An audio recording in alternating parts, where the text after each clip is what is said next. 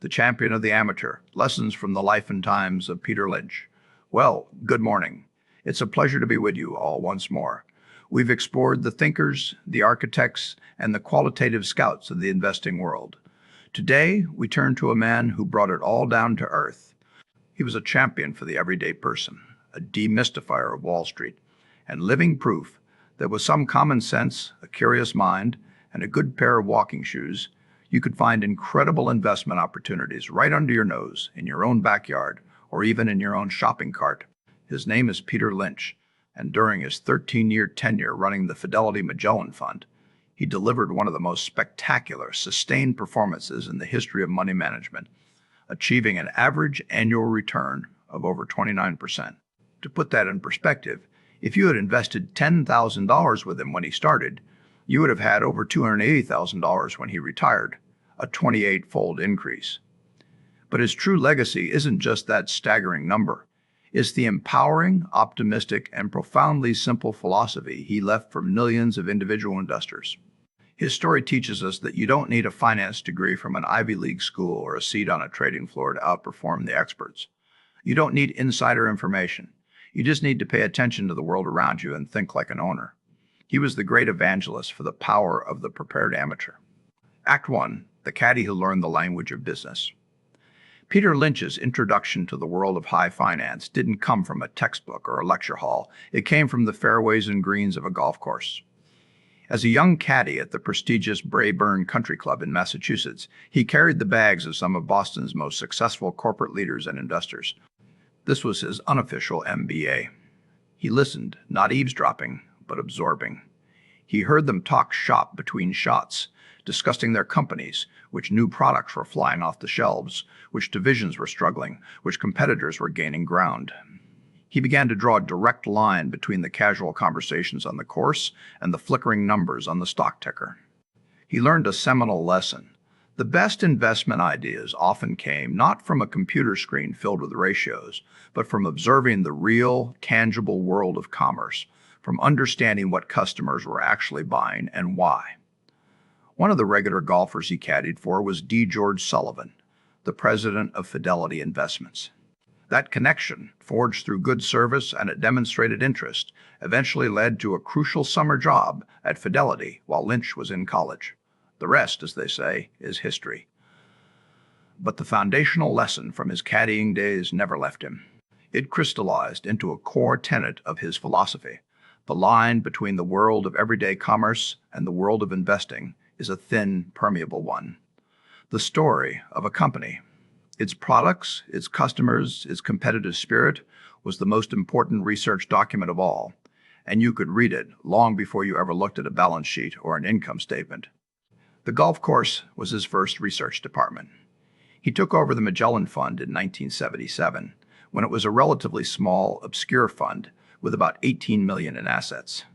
What followed was a relentless, joyous, and intellectually voracious pursuit of what he famously called 10 baggers, stocks that would increase in value 10 times or more. His method wasn't rooted in complex economic forecasting, interest rate predictions, or top-down macro analysis.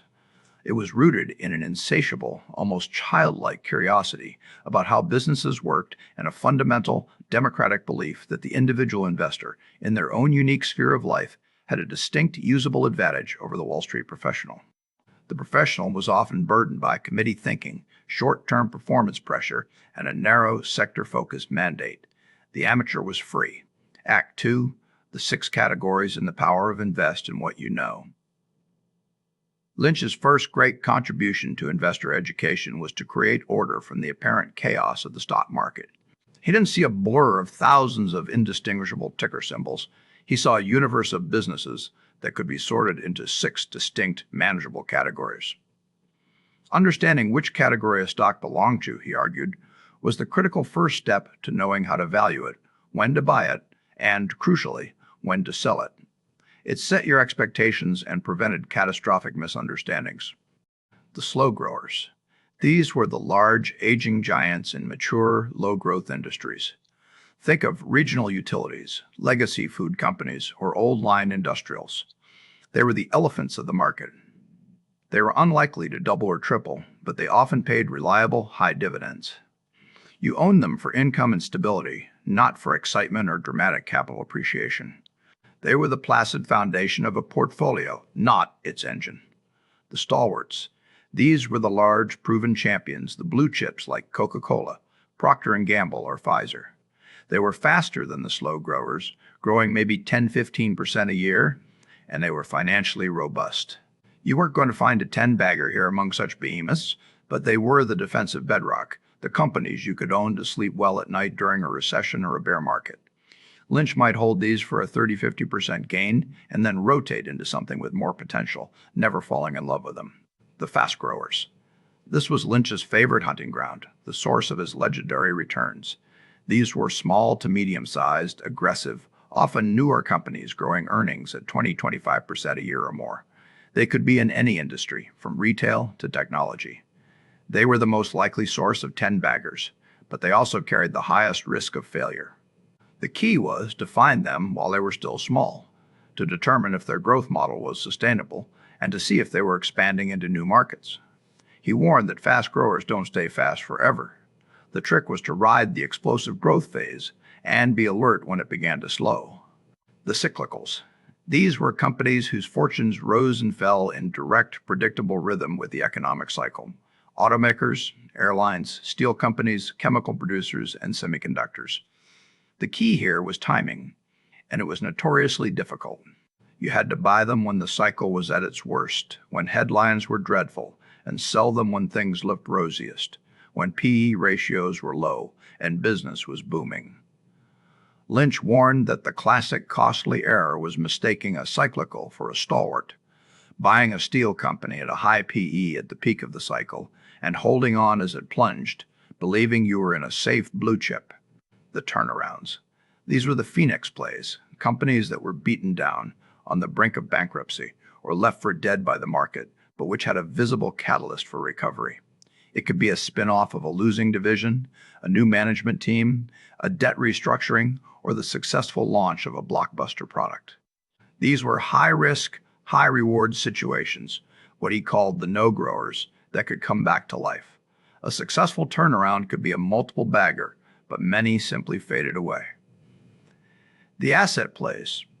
These were companies that were sitting on valuable hidden assets that the market was completely overlooking. It could be vast tracts of real estate on the books at decades-old prices, a portfolio of patents, a pile of cash, or mineral rights. This was a classic Ben Graham-style value play, where you were buying a dollar's worth of assets for 50 or 60 cents. The challenge was the catalyst. What would force the market to recognize this hidden value? His most famous and empowering mantra, invest in what you know, flowed directly from this categorical framework. He believed that an individual, in their specific line of work or daily life, could spot a winning company in one of these categories long before a Wall Street analyst in a Manhattan skyscraper ever could. The nurse who sees a new medical device dramatically improving patient outcomes, the teacher who notices every student carrying a new type of calculator, the teenager who knows which fast food chain has the lines out the door, the factory manager who sees a new piece of software streamlining the entire supply chain.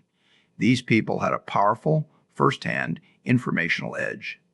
The trick, Lynch insisted, was to have the confidence to act on that observation, and then to do the homework to understand the business behind the product you loved. Act 3, the relentless work ethic and knowing when to sell. While his philosophy sounds beautifully simple and accessible, his execution was built on a foundation of staggering, relentless hard work. He demystified the process, but he never said it was easy. At his peak, he was visiting or talking to executives from hundreds of companies a year and looking at thousands of potential investments. He famously said that the person that turns over the most rocks wins the game. He wasn't just sitting back waiting for ideas to come to him from his daily life. He was a research machine, always digging, always asking questions. He read voraciously, followed up on tips from a network of contacts, and believed that a one-on-one conversation with a middle manager could sometimes reveal more than a polished presentation from the CEO. This work ethic was the engine that turned simple observations into profound investment theses. This disciplined approach directly informed his other great piece of wisdom, knowing when to sell. Many investors know how to buy, but are paralyzed when it comes to selling. Lynch had a few simple, emotionally detached rules. You should consider selling a stock if the story has changed. The fundamental reason you bought the company is no longer true. Maybe the exciting new product has been a flop, the growth rate has stalled unexpectedly, or a formidable new competitor has emerged. The business is no longer what you invested in. The stock has become dramatically overvalued. He was a master of relative valuation. He would compare the stock's price-to-earnings PE ratio to its long-term growth rate, a concept similar to the PEG ratio. He might say, if it's a fast grower, the PE should be in line with or below its growth rate. If the stock price had soared so much that the PE far outstripped any reasonable future growth expectation, if the stock was pricing in perfection for the next decade, it was time to take your profits and look for the next opportunity. You find a much better opportunity. Your investment capital is a precious, finite resource. Lynch viewed portfolio management as a constant process of ranking. If you found a stock with twice the potential of one you already owned, it was only prudent to sell the lesser holding and reallocate the capital to the brighter prospect. He called this weeding the garden to let the flowers bloom. But underpinning all of this was a profound, almost stubborn, long-term mindset. His most famous saying on this was, "Far more money has been lost by investors preparing for corrections or trying to anticipate corrections than has been lost in corrections themselves." He believed that if you owned shares of a good growing company with a strong balance sheet, you should have the fortitude to ride out the inevitable, often frightening, market downturns. He saw volatility as the price of admission for superior long-term returns. For the individual investor, he argued, time in the market was infinitely more important than timing the market. The 8 or 9 declines of 10% or more that occurred during his tenure at Magellan were not signals to flee. They were opportunities to buy more of your favorite companies at a discount. The timeless lessons for us. So, what can we, as investors navigating today's complex markets, genuinely take from the life and work of Peter Lynch? His lessons are as practical today as they were in the 1980s. First, your greatest edge is your own experience. Never underestimate it. Lynch's core message was one of empowerment. The professional analyst covers 50 stocks in one sector. You, however, are an expert in your own life. You are a constant researcher in the giant laboratory of the consumer economy. The best place to start looking for investment ideas is in the industry you work in, the stores you shop in, the products and services that amaze you, and the trends you see shaping your community. You have a front row seat. Use it with confidence. Second, categorize before you analyze. It's your mental checklist. Before you buy a stock, force yourself to answer the question, what Lynch category does this belong to? Is this a fast grower where I'm betting on expansion? Is it a cyclical where timing is everything? Is it a stalwart I'm buying for stability? This simple 3-second mental exercise will set your expectations correctly, guide your research, what should I look for in a turnaround, and most importantly, prevent you from making a fatal error, like holding a cyclical stock at the peak of its cycle because you mistakenly thought it was a stalwart. Third, the goal is to find a few 10-baggers, not to be right every time. This is a liberating concept. You don't need a perfect batting average. Lynch himself had plenty of stocks that went down. The math of investing is powerfully asymmetrical. If you have a portfolio of 15 stocks and 10 are mediocre, 3 are failures, but 2 are 10-baggers, your overall returns will be outstanding. The key is to let your winners run. Don't sell a stock just because it has doubled or tripled. If the story is still intact, the growth is continuing, and it's not egregiously overvalued, hold on. Your biggest winners will do most of the heavy lifting for your portfolio. Fourth, ignore the macro noise and focus on the micro story. Lynch paid almost no attention to predictions about interest rates, the dollar, or the short-term direction of the overall economy. His view was famously that if you spent 13 minutes a year on economic analysis, you had wasted 10 minutes. Instead, he urged investors to focus all their energy and intellectual effort on understanding the specific company they were investing in, its competitive position, its financials, its growth drivers. You can't predict the economy, but you can, with work, understand a business. Fifth, invest for the long term. but be a ruthless gravedigger of your own mistakes. His approach was a brilliant, pragmatic blend of patience and clear-eyed discipline. Have the patience to hold a wonderful, growing company for years, through ups and downs, but have the pragmatism to dig into the facts regularly and sell without sentimentality if the story breaks. And when an investment goes wrong, do a postmortem. Understand why it went wrong. Was it a bad category call? Did you miss a change in the story? Learn from it. The cemetery of your mistakes is your best school. In the end, Peter Lynch's legacy is one of democratization and empowerment. He took the keys to the kingdom of equity investing and handed them to the public. He showed that the secret to beating the street wasn't a secret at all. It wasn't about complex algorithms or inside information. It was about doing your own homework, thinking for yourself, cultivating curiosity, and having the courage to back your own well-researched convictions.